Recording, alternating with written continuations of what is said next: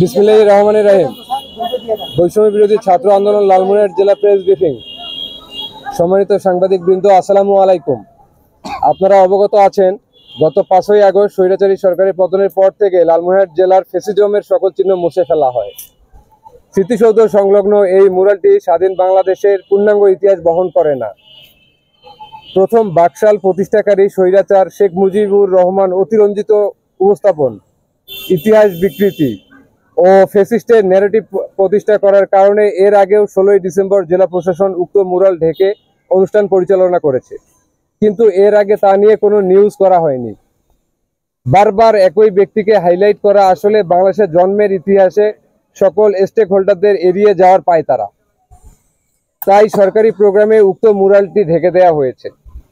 প্রশাসনের পক্ষ থেকে 52, 71 সকল সত্য ইতিহাস অক্ষুণ্ণ রেখে কিছু অংশ ঢেকে দেওয়ার কথা বলা হয়েছে।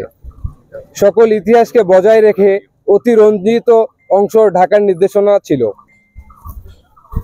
প্রশাসনের কাছে মুরাল অপসারণ বা এ ধরনের কোনো নির্দেশনা না থাকায় রাষ্ট্রীয় স্থাপনার ক্ষতি এড়াতে প্রশাসন শুধু স্বৈরাচারের চিহ্ন ঢেকে দেওয়ার নির্দেশ দেয়।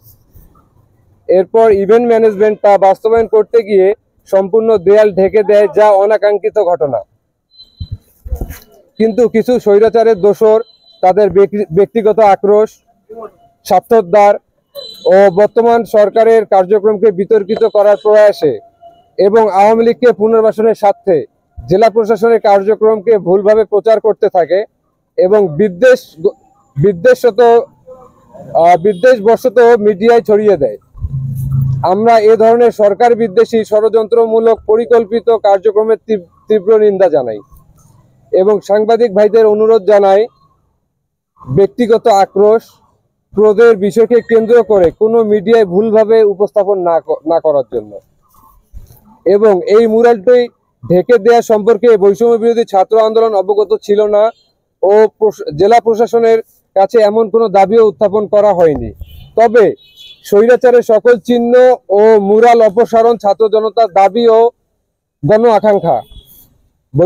বৈষম্য বিরোধী ছাত্র আন্দোলন লালমনিরহাটের পক্ষ থেকে প্রশাসনের কাছে এই মুরালটির ব্যাপারে 48 ঘন্টার মধ্যে সিদ্ধান্ত সহ স্বৈরাচারের সকল মুরাল অপসারণের ও যে কোনো ধরনের ষড়যন্ত্র রুখে দেওয়ার উদাত্ত আহ্বান জানাই। ধন্যবাদ।